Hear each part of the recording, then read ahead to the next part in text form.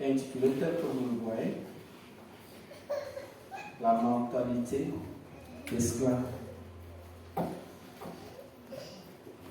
La mentalité d'esclave, ça semble être quelque chose qui ne nous concerne pas, n'est-ce pas? Mais notre partage sera basé sur deux chapitres. Celui de Nombre 13 et 14. Ces deux chapitres. Nombre 13 et 14. Nous allons parcourir ces deux chapitres. Nous allons essayer d'en tirer les leçons le plus possible. Pourquoi cela? Parce que pour la plupart des cas, nous ne réalisons pas que nous sommes en réalité les obstacles principaux à l'accomplissement de la volonté de Dieu dans nos vies. Ou alors, pour entrer dans le thème de l'année ici, à l'accomplissement de notre émergence. Vous voyez, quelquefois, quand on parle des épreuves, quand on parle surtout des tentations, nous faisons trop vite d'accuser Satan. Vous savez, le gars là, lui, il est dans son rôle. Lui, il est le méchant, le père du mensonge et autres. Lui, il ne fait que jouer son rôle. Et il veut que tout le monde l'accompagne dans le feu qui a été préparé pour lui. C'est pour lui, c'est pas pour toi. C'est pas pour moi. On comprend, n'est-ce pas? On ne va pas reprocher au méchant d'être celui-là qui veut nous entraîner dans sa méchanceté parce que c'est sa nature à lui. Mais, quand nous lisons l'épître de Jacques, il nous dit qu'en réalité, c'est nous qui sommes la cause de nos tentations. C'est pourquoi, quand on lit la partie verset 12 du chapitre 1, il dit que heureux ceux qui supportent la tentation, heureux, parce qu'après avoir été éprouvés, ils recevront la couronne de vie. Pourquoi c'est parce qu'en réalité, quand on est tenté, quand on ne dit pas que c'est Dieu qui nous tente, non, il dit que Dieu ne peut pas nous tenter. Mais on est tenté quand nous sommes attirés et amorcés par la convoitise de qui? Par notre ouvre même, non, essaye de guetter pendant que moi je paraphrase. C'est-à-dire que Jacques dit que tu es tenté quand tu es attiré par ta propre convoitise, pas la convoitise de Satan. Hello? Pas celle de Satan, pour toi-même. Cela signifie quoi? Satan n'aura jamais l'occasion de te tenter tant que toi tu n'ouvres pas la voie. Et puis la suite, nous la connaissons. La convoitise étant qu'on soit conçu, enfante le péché étant consommé, produit la mort. Ça s'enchaîne ici. Donc ce qui fait que pour Dieu, il a déjà tout préparé. Au point où si tu n'entres pas dans ta destinée, c'est toi. C'est toi. C'est pourquoi nous entendons toujours la Bible dit plusieurs fois quand vous entendez sa voix, ne dites pas mon cœur, parce que c'est déjà là. Tout est prêt. C'est ça l'invitation à la noce, n'est-ce pas? Venez. Je voudrais que nous prenions l'illustration des enfants d'Israël quand ils devaient quitter de l'Égypte à Canaan. C'était un trajet d'une dizaine de jours, environ 11, pour être déjà seulement aux portes de Canaan. Mais ces quelques jours ont été d'abord transformés en quelques mois, voire de petites années. Parce que quand nous lisons Exode 27, Dieu dit, les gars là ne sont pas prêts. 23, 27. Les gars là ne sont pas prêts. Si on prend la route directe là, ça va cuire. Parce qu'ils ne sont pas prêts à affronter les Amalécites qui sont en route là. Affronter les géants qui sont en route. Ça, c'était même que le petit modèle. C'est pourquoi ils ont pris le détour du désert. Mais même là, Moïse, dans Nombre 13, envoie maintenant 12 personnes pour aller explorer, pour aller voir. On a 12 personnes qui sont allées voir quelle est même cette destinée que Dieu nous a préparée. Quelle est même cette émergence que Dieu a prévu pour nous. Ils ont tous vu. Ils sont rentrés.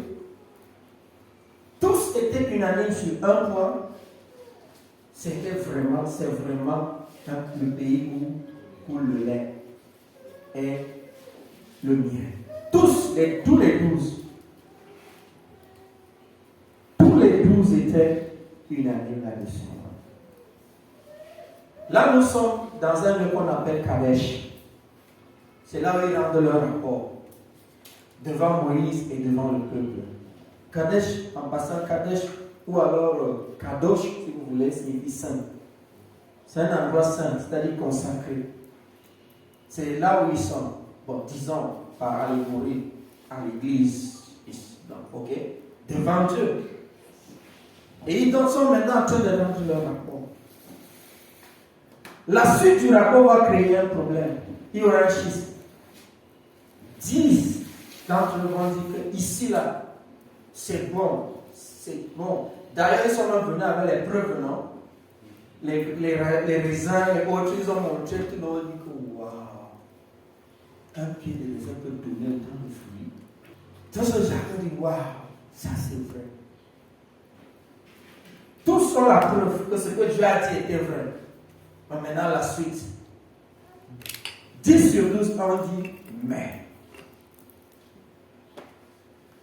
Voilà le mais qui gâte tout. Le mais qui gâte tout. Nous lisons là, à partir du verset 27. Il dit que nous allons parcourir ces deux chapitres, n'est-ce pas, 13 et 14. Voici ce qu'il raconta. Voici, nous sommes allés dans le pays où tu nous as envoyés. À la vérité, c'est un pays où coule le lait et le miel. Et voici les preuves, c'est-à-dire les fruits. La suite dit maintenant, mais, voilà là où tout gâte. Pardon. Le jour où vous allez apprendre à ne pas utiliser le mot mais, vous allez vous rendre compte que vous allez beaucoup gagner en mentalité. Quelque chose que vous avez dit au préalable, quand vous arrivez, vous dites mais, c'est comme si ça annule tout ce que vous avez dit.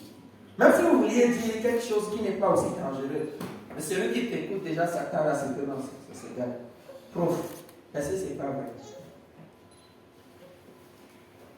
C'est comme si tu es en train de vouloir effacer tout pour dire que c'est le contraire maintenant. Mais, il précise, le peuple qui habite ce pays est puissant. Les villes sont fortifiées, très grandes. Nous y avons même vu les fils d'Anak. Vous connaissez les fils d'Anak, n'est-ce pas? C'est la race qui est issue de la, je peux dire quoi, entre guillemets, du mariage des anges et des hommes. Hein? De laquelle est sorti des hommes géants et autres. Quand on dit géant ici, ce n'est pas, non, c'est pas la catégorie de Goliath. Goliath, même c'est comme s'il est encore petit. Bon, ça c'est mon commentaire. Les Amalécites de la contrée du sud, les Étiens, les Jébusiens, les Amoriens habitent la montagne et les Cananéens habitent la mer et le long du Jourdain. Voici ce que les 10 ont vu. Et les deux, Caleb et Josué, eux, ils ont dit quoi? Taisez-vous, taisez-vous, taisez-vous. Pourquoi? Parce que dès que les gens ont entendu cela, vous savez que les gens aiment entendre ce qui est mauvais, ça passe bien. Dites la vérité, ça va être passé inaperçu, mais lancer quelque chose de négatif. Mais pourtant, les gens disent attendez, ne murmurons pas, montons, parlons-nous. Pourquoi? Pour Caleb et Josué, il dit nous sommes vainqueurs. Nous avons l'Éternel. Nous avons l'Éternel. Parce que Caleb oppose ici deux choses, deux attitudes ici. Les premiers ont cette attitude de se focaliser sur le danger, sur le négatif, sur ce qui est difficile. Mais pourtant, ils ont l'Éternel. Bon, peut-être on ne comprend pas bien la situation. Je vais revenir, marche arrière. En fait, on est ici devant le peuple. Ils étaient esclaves. 400 ans, 430 ans pour être précis. Dans un autre pays qui était puissant autant que les États-Unis le sont aujourd'hui. Même comme ils ont déclaré. On prend comme ça. Un jour donc, ils se rendent compte que le Dieu de leur grand-père, arrière-père, là-bas, Abraham, Isaac, Jacob, s'est souvenu d'eux et veut les faire sortir. Mais les Égyptiens étaient déjà les plus puissants. Qui va laisser que son esclave parte? Qui va accepter? Ne dit-on pas que la liberté ne s'obtient pas? Elle fait comment? Alors il fallait arracher. Mais eux, ils étaient des esclaves. Ils étaient habitués à recevoir des coups. Au point où, dès qu'ils voient le maître, un des Égyptiens maîtres, même s'ils sont à 50, 100, ils vont seulement se plier. C'est vrai que souvent je me demande, les gardiens de prison, ils font comment? Ce sont des milliers, et tu vois, 1, 2, 3 personnes seulement suffisent à les garder. Non, je sais pas.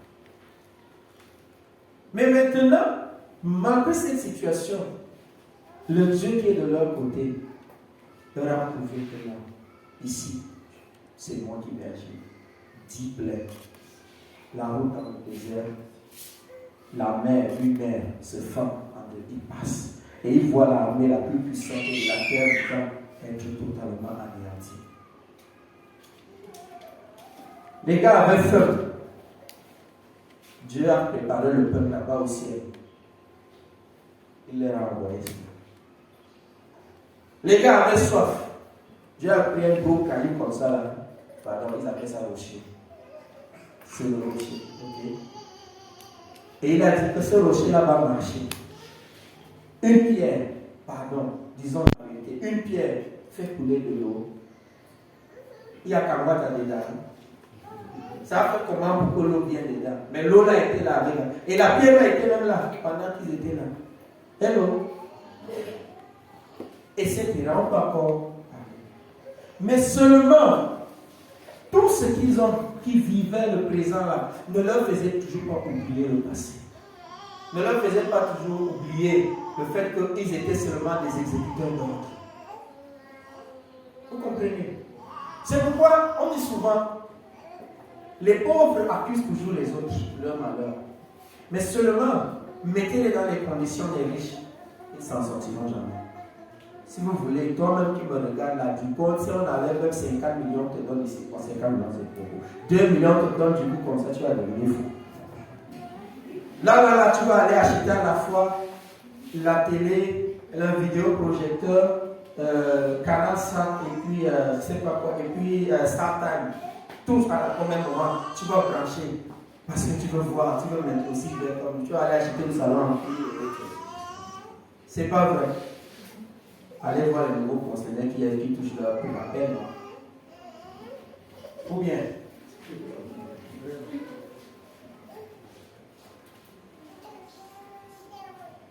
les gars ne savaient pas qu'en réalité, les événements qui se passaient avaient changé carrément la donne.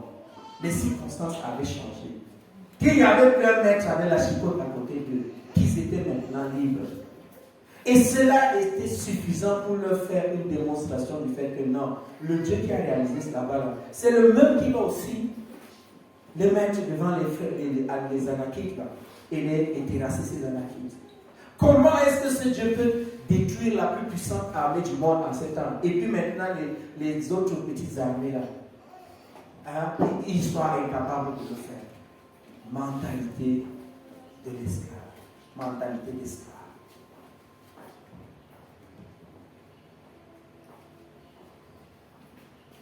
Et les effets de la mentalité d'esclave sont tels que ça pousse à la rébellion, à la révolte. Premièrement, il commence par la désolation, tel que nous lisons au chapitre 14, les versets 1 à 5. Et à ce moment-là, eux, ils avaient seulement une chose. 10 sur 12, c'est quand même la démocratie, non? C'est l'écrasante majorité, plus de 90%. Ou bien, ça fait pourquoi, ça c'est par exemple une des raisons pour laquelle moi je ne crois pas que la démocratie va résoudre tous nos problèmes. Peut-être que ça marche pour certains côtés, mais pas pour tous les côtés. Il y a des endroits où il faut bien s'asseoir. C'est pas parce que 10 qu'ils ont raison, mais disent une chose que les autres, la minorité, a tort. Ou bien, la preuve qu'on avait condamné Jésus alors que c'est lui qui avait raison. quand Pilate posait la question, qu'est-ce que la vérité?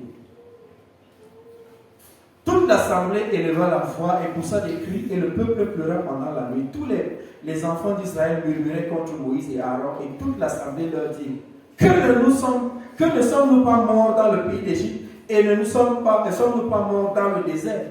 Pourquoi l'Éternel nous fait-il aller dans ce pays où nous tomberons par l'épée et nos femmes et nos petits-enfants deviendront des proies? Ne vaut-il pas mieux que nous retournions en Égypte? Et il dit l'un à l'autre, nommons un chef, retournons en Égypte. Voilà, c'est là où ça a continué. Ils ont destitué Moïse, au sens propre du terme. Ils ont mis Moïse de côté. À cause de quoi? Du fait que ce qu'ils voyaient devant était irréalisable pour eux. Comme ils étaient habitués à souffrir, habitués à être tapés, ils disent que mais comment on nous libère pour qu'on aille encore être tapé? Pourquoi? Non, tu ne devras pas être tapé. Sinon, pourquoi est-ce qu'on a changé ta situation? Quand on parle de l'émergence, tout ce que Dieu t'a dit, tu regardes, tu dis que c'est vrai quand. J'ai même rêvé 2 fois par rapport à ça. Il y a même un tel prophète, un jour comme ça, il m'a dit ça alors qu'on ne s'est jamais connu. Il y a même tel frère qui un jour, il m'envoie le message alors que je ne lui ai jamais dit. Donc tu attestes que c'est vrai. Tu montres même les preuves, hein? les raisins, les grappes, les gros concombres et autres. Tu montres tout ça. Mais après tu dis que non, ça c'est pas moi. Mentalité d'esclave.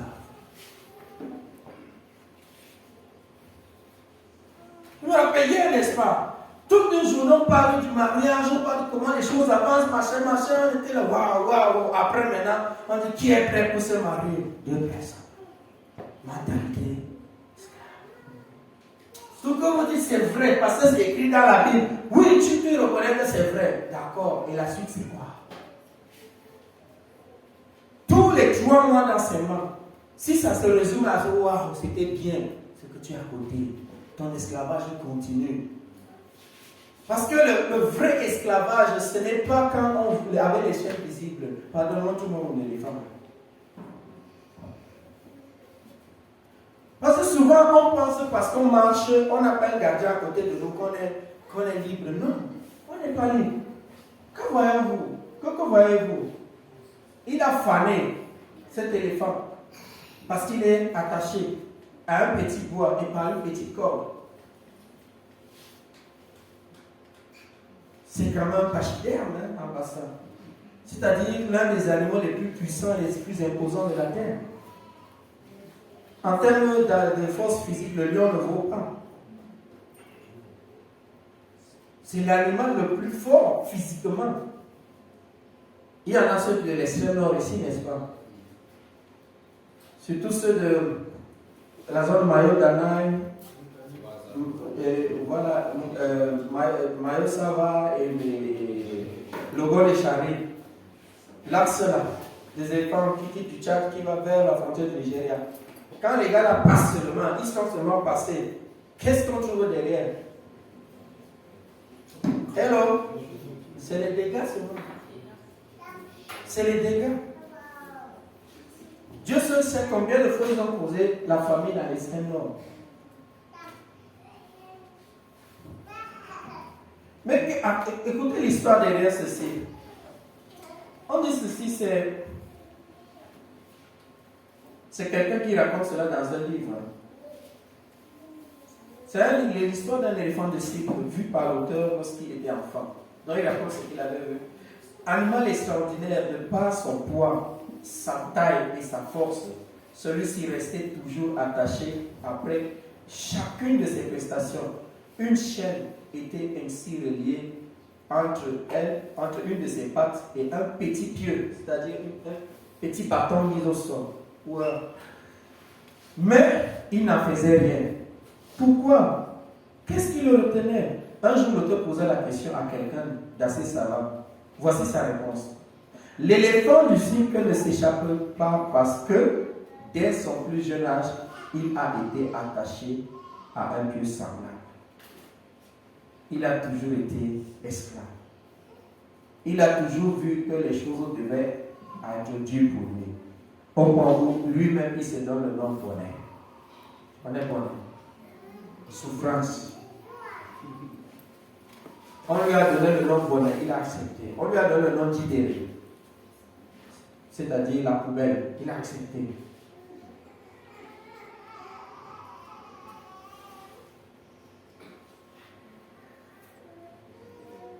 Combien ont ce genre de noms qu'ils acceptent? Combien ont ce genre de noms qui les lient à quelque chose de négatif et qui acceptent? Tout se passe dans la tête. La mentalité. Personne ne peut aller plus loin que ce qu'il voit. Qu'on ne vous trompe pas. Vous ne pouvez pas bâtir vos vies sur les prophéties, sur les miracles ou bien sur les prodiges et tout. Non, ne vous trompez pas, s'il vous plaît. Les prophéties sont des confirmations des choses que Dieu a prévues pour vous. Les miracles sont des signes pour que Dieu montre que c'est moi. Mais Dieu ne fera jamais ton travail à ta place. La preuve, on a vu que ce peuple, non, malgré tout ce que Dieu leur a montré, leur chaîne de l'esclavage n'a été toujours là. Malgré tout ce que Dieu t'a donné comme promesse dans la Bible, la liberté, et que les choses vont être différentes pour toi, tu penses toujours au temps de souffrance là. Tu trouves que c'est anormal que toi aussi tu t'asseyes et que tu aies, disons quoi, un bon repas là. Un bon shawarma peut-être, une bonne lasagne devant toi, que tu manges aussi. Tu trouves que c'est anormal qu'on te serve aussi le caviar? Pas le vin caviar, les œufs de poisson là, ok? T'as dit tu commences à trembler. La vision c'est quoi? C'est l'image du futur. D'accord? C'est l'image de la destination finale, la destination où tu vas arriver. C'est ce que tu te fais. Ça signifie que si tu n'as pas de rêve, si tu ne rêves pas, c'est cuit pour toi, c'est mort, comme disait quelqu'un, c'est mort, tu laisses seulement. Ça signifie que tu finis là où tu es là, tu es arrivé, c'est bon pour toi. Rêve. Mais ne rêve pas juste pour tes désirs. Parce que quels que soient tes rêves à toi, ça ne t'entraîne jamais ce que Dieu lui a prévu pour toi. Mieux tu as cherché ce que lui il a prévu là. Est-ce qu'on se comprend? Je n'avais jamais cru de ma vie que entrer dans l'avion serait comme prendre le taxi pour aller à Dame pour moi. On se comprend. Ça ne veut pas dire qu'il faudrait faire les choses de luxe, machin. Non. Dieu a un chemin pour toi. Si toi tu regardes toujours pour les autres, ou bien tu regardes ta situation actuelle et tu t'installes pour dire que pour moi c'est comme ça, tu resteras là-bas. Pourquoi? Parce que par la fin, quand nous lisons vers les versets, le verset 29, le verset 28, dis-leur, c'est Dieu qui dit, je suis vivant, dit l'Éternel, je vous ferai ainsi que vous avez parlé à mes oreilles. Pourquoi? Parce qu'au verset 25, il disait, les Amalécites et Cananéens habitent la vallée, demain, tournons, non pardon, excusez-moi, c'est plutôt la fin du verset 13, chapitre 13, 33, il dit quoi? Nous y avons vu les géants, les enfants d'Anak de la place de l'air. Nous étions à nos yeux et à leurs yeux comme des sauterelles. Et Dieu leur dit, il vous sera fécond selon votre œuvre. Vous avez cru que vous êtes des sauterelles, alors vous allez demeurer des sauterelles. La mentalité d'esclave. Tu crois que ta situation ne va jamais changer. Pour toi, c'est comme ça. Ça va donc rester comme ça. C'est toi qui auras fait, c'est pas Dieu. N'accuse pas Dieu. N'accuse même pas Satan. Parce que si tu accuses Satan, lui risque de te porter plainte aussi pour diffamation. Oui, parce que là, ce n'est pas lui. C'est toi. Quel est ton passé qui te retient encore captif? C'est ça qu'il faut couper, les femmes là.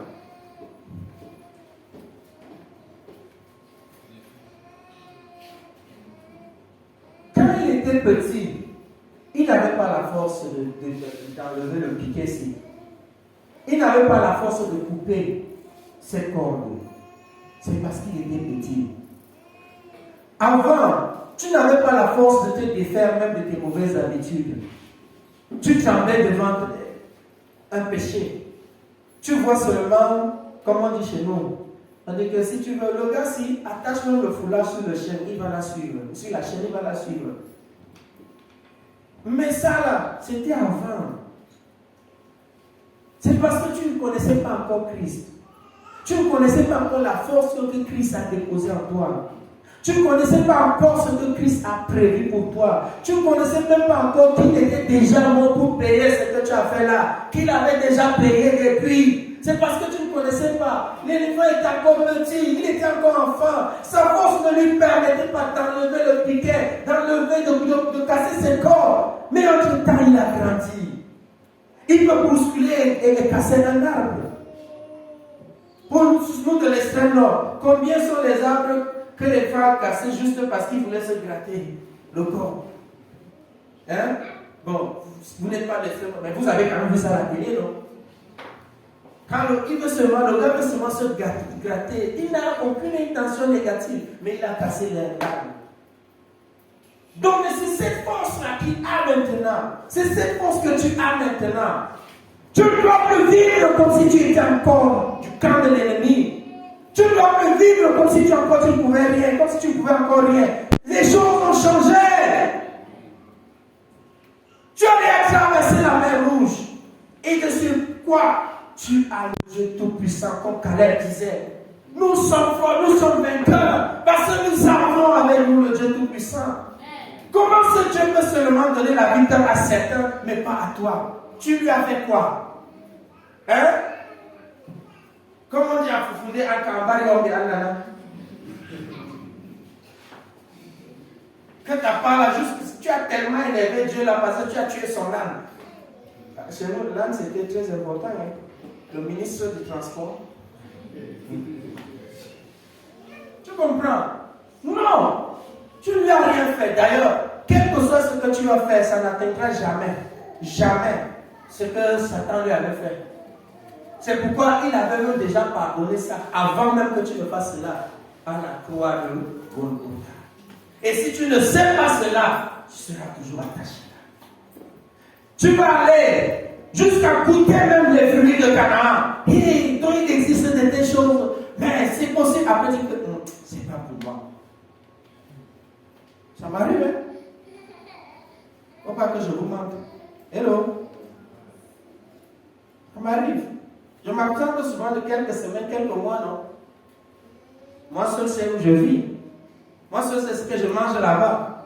Mais après je reste et dis que ma maison me met comment là-bas? Bon, peut-être pour moi c'est dirigé par la responsabilité du fait que j'ai laissé mes gens. Et que malgré ce que je vis, je dois d'abord repartir. Parce que la finalité, c'est qu'on doit tous être ensemble dans ce genre. Hello? Mais la vérité, c'est que c'est possible. Si Dieu a dit, c'est que ça se fera. Parce qu'il ne ment pas. Il n'est pas un homme pour mentir. Il n'est pas fils d'un homme pour changer ce qu'il dit. Le matin, il dit ceci, le soir, il dit cela. Il n'est pas politicien. Comme disait un des anciens présidents de France, les promesses électorales n'engagent que ceux qui y croient. Non, ce n'est pas Dieu. Quand il dit, c'est qu'il a déjà réalisé cela. Pourquoi? Parce que dans le principe de Dieu, il réalise avant de dire. Il réalise même avant d'annoncer. Ce qui fait que quand il a annoncé, lui, il a déjà réalisé. Maintenant, ton devoir, c'est quoi? C'est de transformer, en fait, c'est de faire passer ce que Dieu a déjà réalisé là, du règne spirituel vers le règne physique. Parce que c'est toi qui es Dieu maintenant sur la terre. Parce que pourquoi? Tu as Dieu là en toi. Tu me suis? C'est toi son représentant. C'est pourquoi Paul dit que tu es son ambassadeur. 2 Corinthiens chapitre 3. Tu es son ambassadeur. Qui est l'ambassadeur? Un ambassadeur, c'est celui qui porte en lui tout un pays.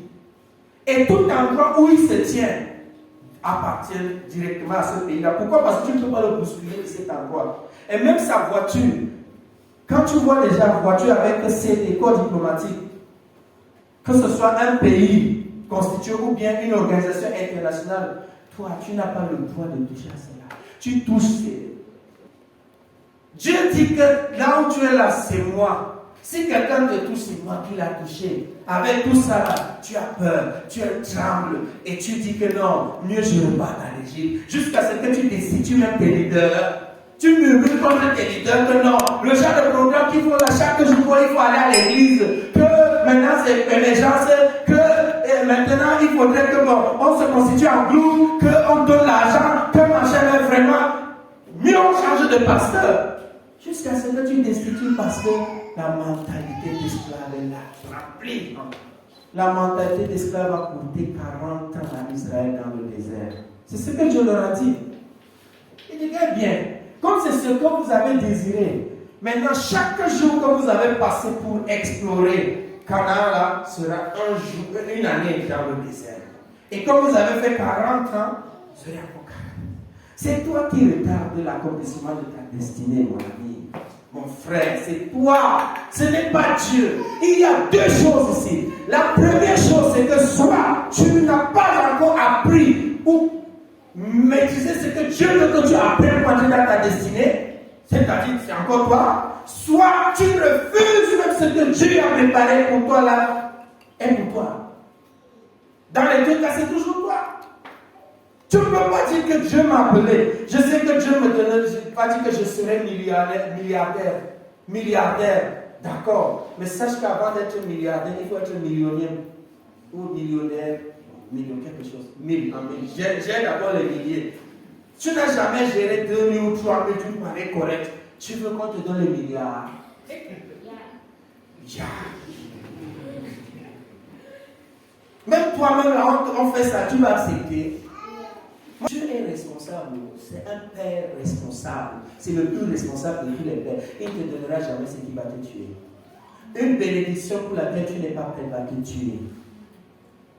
Si tu ne reçois pas encore ta bénédiction, n'accuse pas Dieu. Dieu n'est pas en retard, c'est toi qui es en retard. Sois prêt, travaille ta mentalité. C'est-à-dire quoi? J'ai parlé en langue vulgaire, parlant en langage spirituel maintenant. Travaille ton cœur. Ne permets pas que ton cœur s'attache aux choses qui ne sont pas de lui. Approfondis ta relation avec lui pour comprendre qu'est-ce qu'il veut de toi, où est-ce qu'il veut t'amener et adhère à ça, ce qu'il a prévu pour toi. Marche un pas après l'autre. La vérité ici, c'est qu'il ne te laissera jamais faire des choses seul. Il a dit, je suis avec toi tous les jours. C'est-à-dire, même quand c'est difficile, là, il est là à côté de toi. C'est comme un coach. Il est là avec son joueur. Il sait que son joueur n'a pas encore atteint son niveau, mais il connaît le potentiel du joueur. Et l'entraînement, c'est par rapport au potentiel du joueur, ce n'est pas par rapport à ce que le joueur aime ou n'aime pas. Quelle mentalité est-ce que tu as? Quelle est ta manière de penser? C'est ça qui risque d'être ton premier piège vers l'accomplissement de ton émergence. Est-ce que tu te vois comme un sauterelle? Auquel cas Dieu dit toujours, il te sera fait comme ta foi, selon ta foi. Ou bien tu te vois comme le Fils de Dieu qui entre pleinement dans le plan de Dieu pour sa vie. Tu dis que oui, mon fils, oui, ma fille, il te sera fait selon ta foi. C'est à toi de choisir et c'est à toi de décider ce que tu veux que t'arrive. Dieu a tout donné, Dieu a tout mis en toi. Voici une histoire dans les années, au XXe siècle, les années 1900. Avant que l'avion ne soit vulgaire, les États-Unis, c'était pas seulement les mêmes pour nous, c'est pas seulement même pour nous seulement, même pour les Européens, c'était le même aussi. Chacun se battait. Quand les gars traversent le Sahara pour aller à Bella, c'est comme ça que même les Européens y allaient.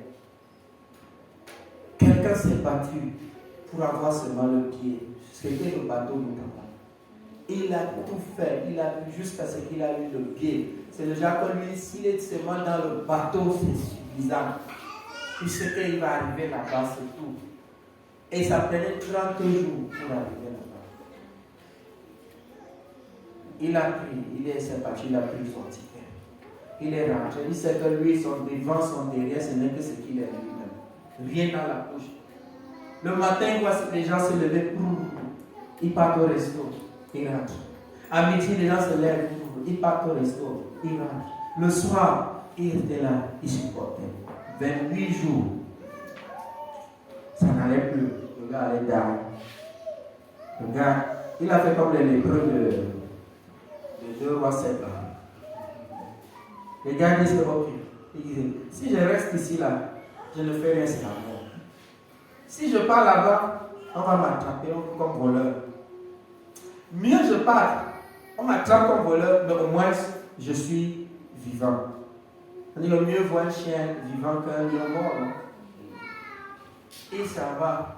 Les gens partent là, il est sûr aussi, il part. Il s'assoit aussi, il mange copieusement. Après il s'arrête, il attend comme il a arrêté. Moi, je sais qu'il ne va pas mourir. Personne ne vient. Il attend, personne ne vient. Après, il part vers les serveurs autres. Il dit que bon, j'ai mangé, mais moi, je n'ai pas l'argent pour préparer. On fait comment? On dit que, mais comment ça? Il dit que, mais votre repas est inclus dans votre vie.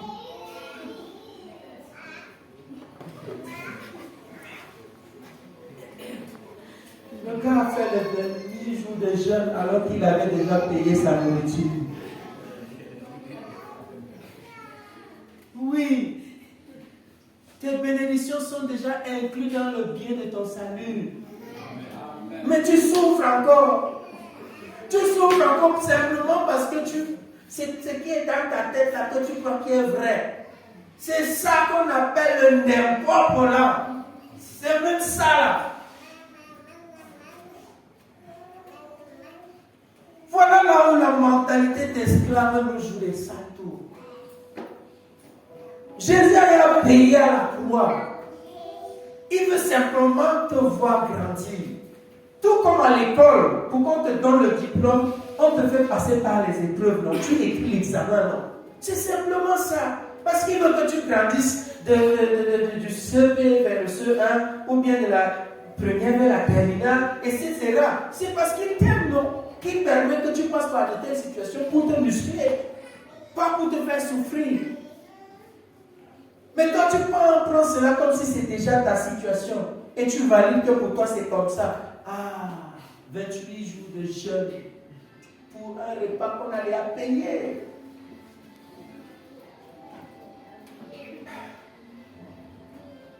Que le Seigneur ouvre nos yeux.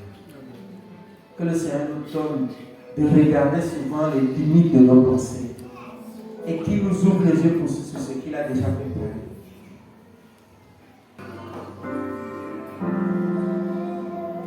Donne-moi le courage de quitter mon village et de marcher sur tes eaux. Le courage d'être et d'oublier le passé, le déposer à tes pieds.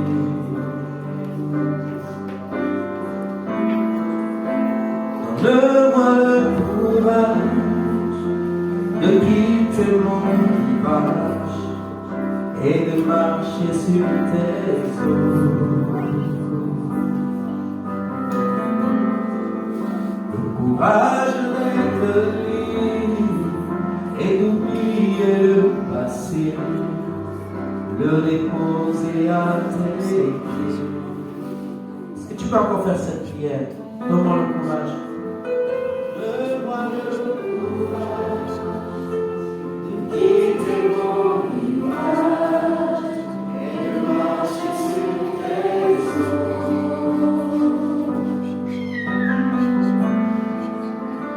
Courage d'être et d'oublier le passé, le déposer à tes pieds. Pendant que tu chantes cela, pense à tous les obstacles, tout ce qui t'amène à croire que pour toi ta situation est déjà bouclée. Pense à tout ce qui t'amène à croire